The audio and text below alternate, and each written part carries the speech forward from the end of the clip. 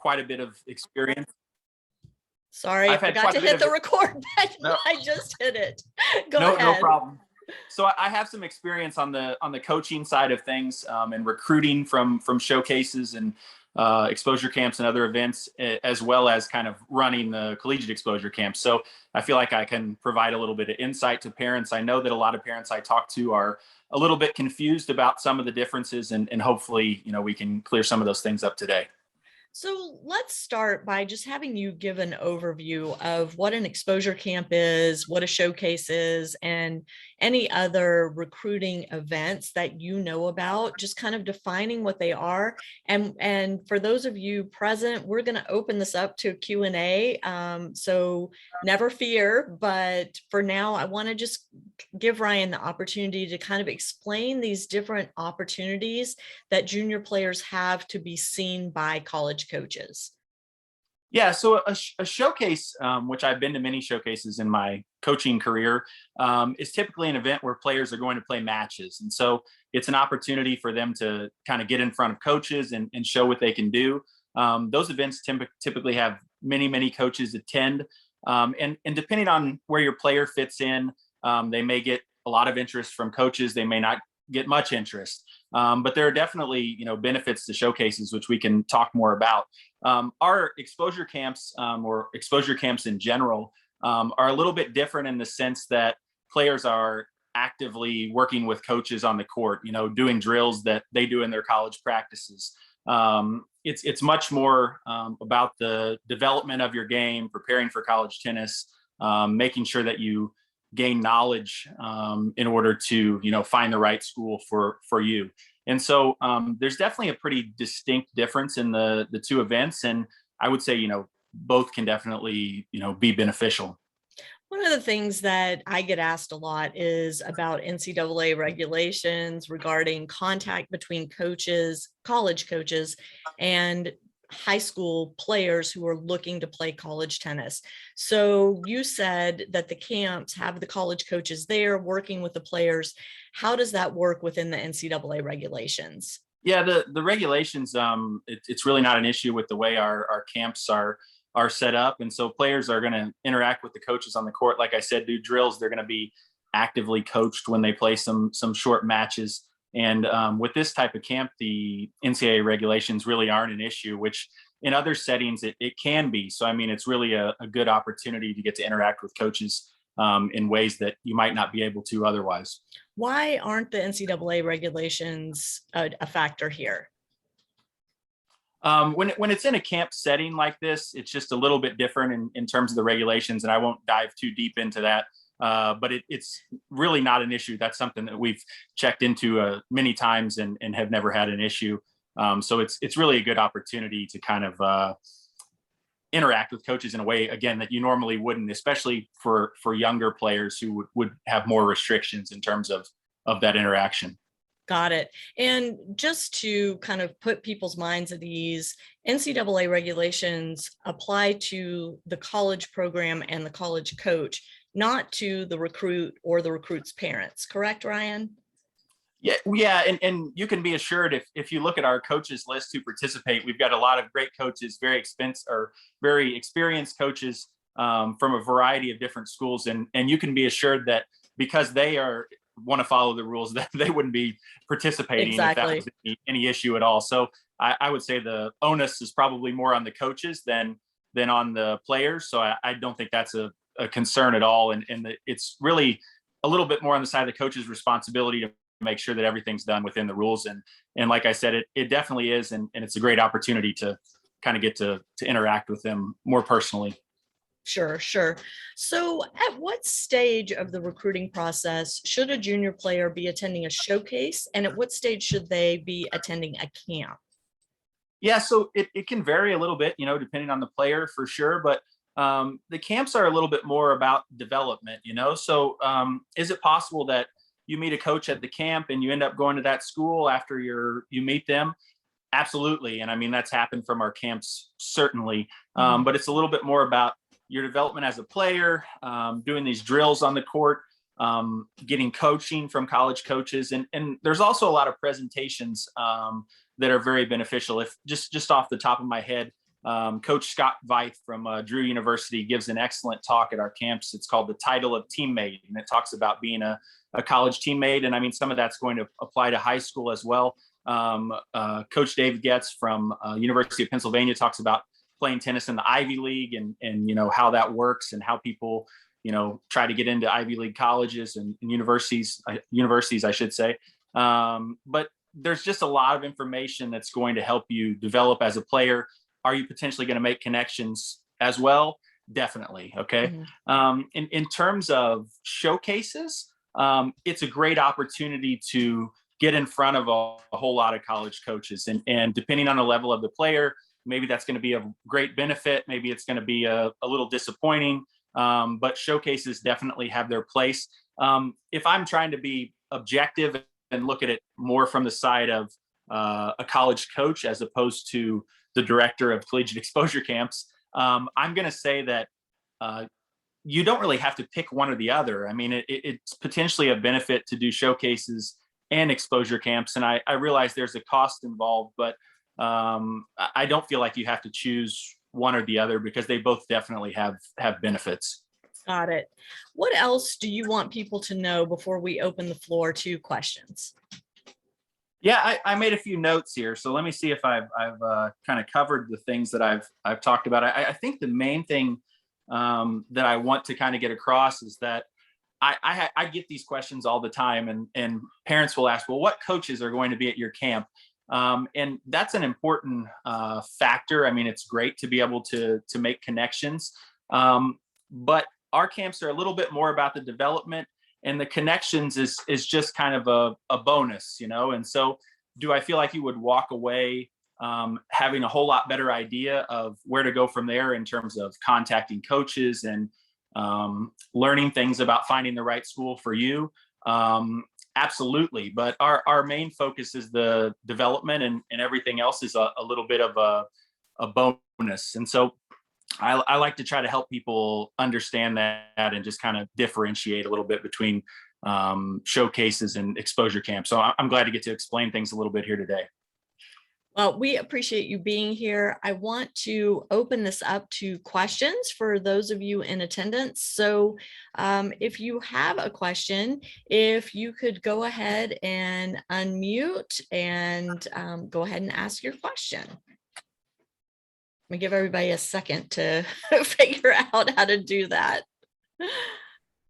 Ryan, when's your next camp coming up? And then Barry, I'm going to take your question. Hang on one sec. Yeah, so we have a camp coming up December 11th and 12th in Orlando, and that's at the national campus. We've been fortunate to get really great sites to hold our events. We were at UPenn this summer, and then actually we're going to be in California January 8th and 9th, and we're going to release the details of that here in the next few days. So and the December camp, oh, sorry, the December camp you said at the national campus, that's the USTA national campus in Orlando. Correct, in Orlando. Yeah. And that's the 11th and 12th of December. And that's shaping up really well. We already have a great group of coaches, a lot of players. And so we're looking to add to that a little bit at this point, but it's shaping up well. And then looking forward to being in California. We're going to be in the LA area, and we're going to release those soon. That means I get to come. That's great. That's great. Yeah. Okay. So Barry, you have a question. Yes. Thank you. First of all, thanks for taking your time out of your day and doing this. It's very informative. I got a question regarding also like basically L1 tournaments, either winter nationals or hard court nationals versus showcases versus, you know, videos versus camps. And, you know, my daughter played at hard courts. There seems like a lot of coaches there. How does that play in just like big tournaments in regards to coaches viewing? Yeah, I mean, it's going to depend on the level of, you know, every player, kind of how those things fit in. But I think the thing that's a little bit challenging sometimes is, sorry, I clicked off, you guys. Give me 1 second. I think the thing that's a little bit challenging sometimes is knowing where your son or daughter fits in and what's going to be of the biggest benefit to them. And so when you play in a national tournament or you attend a showcase, I think the thing that you want to try to figure out is what level of interest do you expect to have from coaches who are attending the event? So, if you're going to go to that event and you're at the level that 10 or 15 coaches are going to watch you and talk to you and potentially recruit you, maybe that's going to be of great benefit. If you're at a level that, you're going to get a more limited amount of interest or interest from schools that you're not particularly interested in, then it's a little bit tougher. And I realize that's hard to know, but I think that you just have to, as much as possible, look at the realistic level of your son or daughter, which is not always easy to do. Kind of figure out where they fit in relative to the schools that are going to be attending an event, and then also what is the level of play relative to the school they're interested in. I mean, I'm the last person who wants to look at UTR for everything, but if a high school girls player has a UTR of 6 and they're interested in a school and the entire roster is 8.5, they're not going to get a lot of interest from that school or other similar schools. So there are just a lot of factors that play. I think the benefit of our events is that, our coaches, unlike a showcase, are paid to work the event. So it's an opportunity for them to make a little bit of extra money, but also they have an interest in, really helping players, even if they may not be a recruit for them. I mean, every coach knows 100 other coaches. So we work to kind of help point players in the right direction in terms of their, college goals. That was a long answer. Hopefully I answered. That was a good long answer. Barry, I hope that answered your question. Cowell, I see your question. If you want to unmute and ask it yourself, or I'm happy to ask it for you.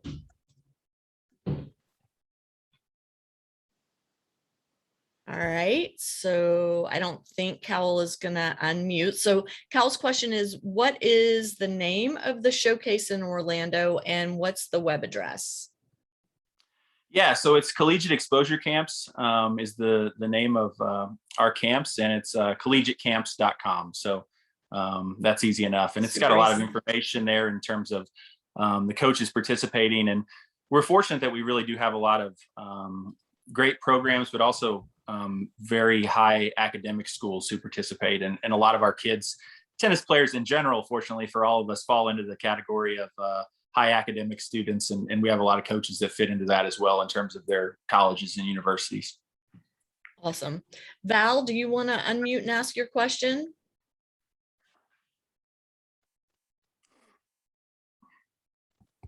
Hi, thanks again for being here. I am a total newbie to this, so I'm asking lots of questions, so I apologize. No, keep asking. That's why we're here. So are there websites that you can share of the locations of camps and showcases? Is it invitation only, or is it people can look and sign up, or is it based on UTR, kind of like everything and above? Sure. So Ryan, can I interrupt 1 second? Sure. Oh, Ryan, you disappeared again. Val, we on parentingaces.com, we publish an article once or twice a year listing upcoming showcases and camps. And so I urge you, if you're not a free or premium member of parentingaces.com yet, to join so that you'll have access to that article when it comes out, and it's emailed out via our e-newsletter as well. So that's one place you can go to get that information. Ryan, go ahead. Yeah, so it varies a little bit depending on the showcase or camp. There are showcases that really, to my knowledge, don't have a limit in terms of numbers or ability, and kind of anybody can get in. There are other showcases where they have a certain number of players that are allowed in, and you may or may not get in based on your level of play. For our camps, we really have a huge range in terms of ability, and so players will play with other players of similar level to them, and so it's really open to all players who are potentially interested in playing college tennis, and players are grouped by their ability. And so the fact that we might have a 12 UTR and a 4 UTR in the same event, it doesn't really have any negative effects. So our camps are really open to everybody, and there's really a wide variety of coaches too in terms of the level of their teams, and so it works well for a variety of levels. And Val, fantastic. Thank you.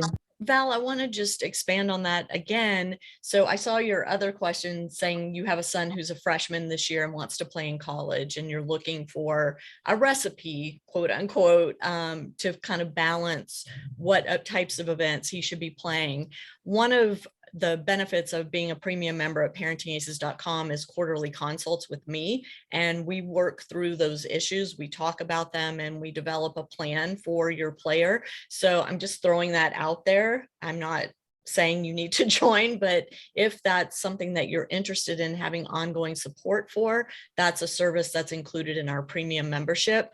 But Ryan, I'm going to let you expand on that as well, because as a college coach, you have a unique perspective on, how do you figure out how many tournaments to play? How should you play high school tennis?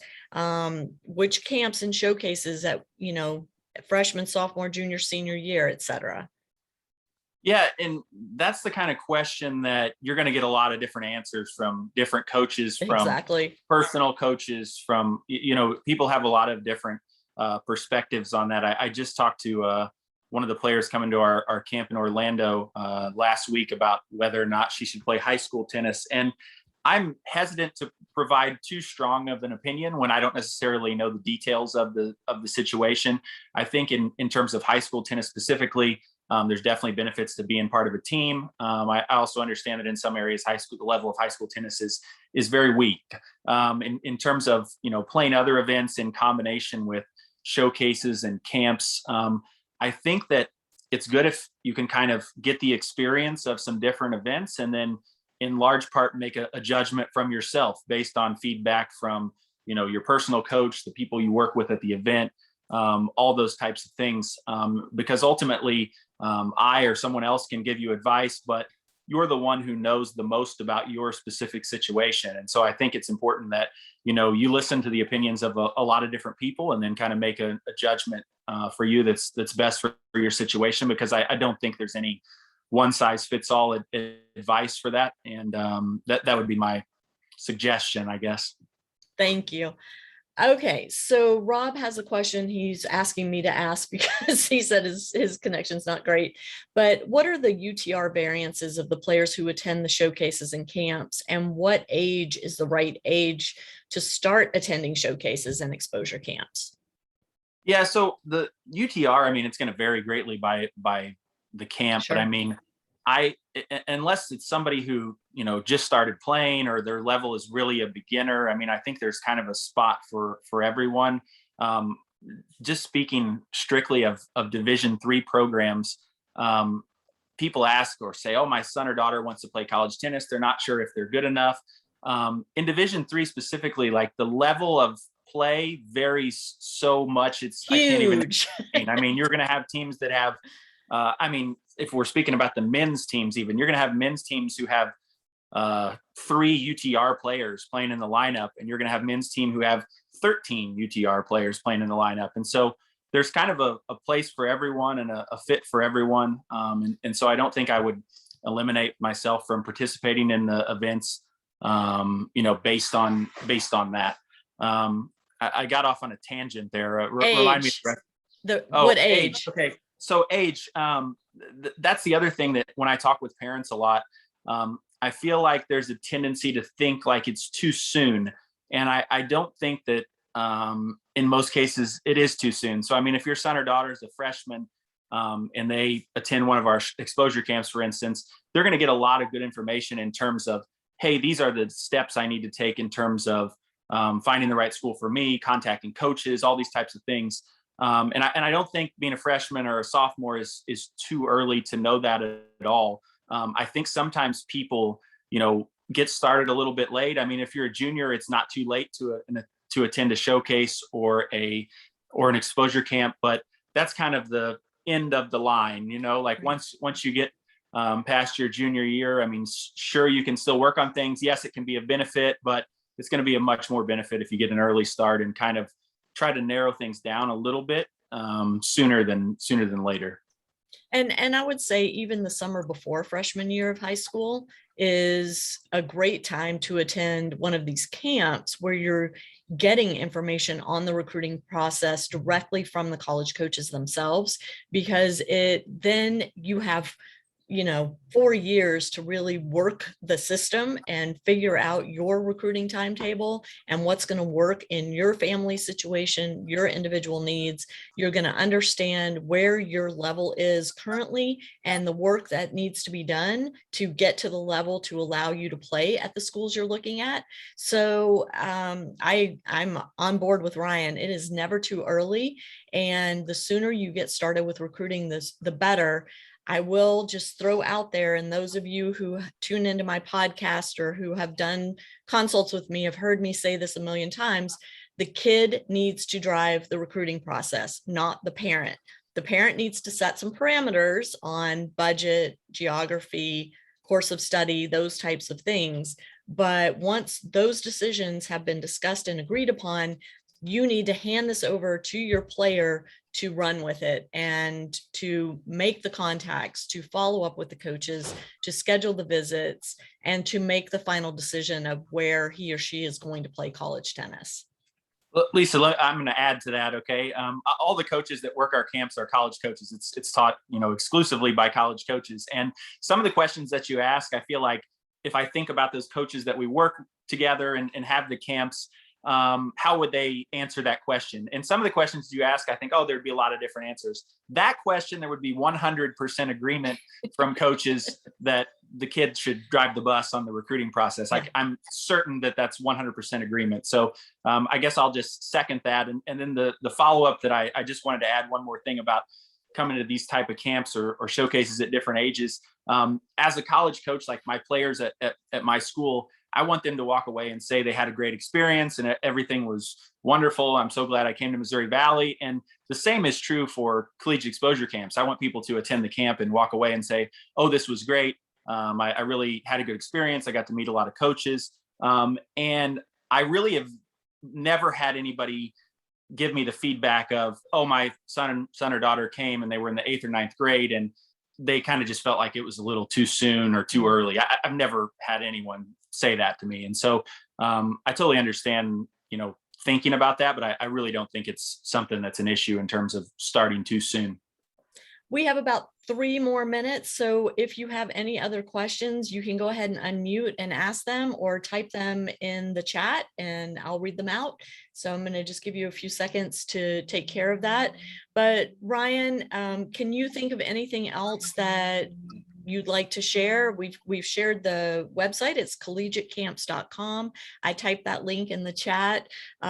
We have your next camp coming up in December in Orlando, and then one coming up in January in the LA area. And you'll have several over next summer as well. Anything else you want to mention? No, that's great. I appreciate you having me. And I think I was able to share a lot of good information. And the one thing is that, when you look on our website and you send an email or fill out a form, that's going to come directly to me. And I'm always happy to, text with parents or answer questions or those types of things. I think that a lot of times people are a little unsure. And then once they get a few more details or get their questions answered, they feel good about things. So we're excited about those coming up. I think next summer, we're going to be at UPenn again with another location or 2 added to that. So all looks great and look forward to filling these camps up for the winter. So nobody has asked you what it costs. So I'm going to ask you, what does it cost to attend one of your camps? Okay, so our camps are for our 2-day events this winter, they're $800, and for our 3-day events, they're $1,200. And I get a few questions on the price now and then, but not a lot. And I think the thing that that I think is super important to take away, I understand that's a fairly significant amount of money, but I think that I feel confident saying that our players walk away from the camp having learned a good amount of important information in 2 or 3 days. But I think the biggest thing sometimes is just they walk away so motivated.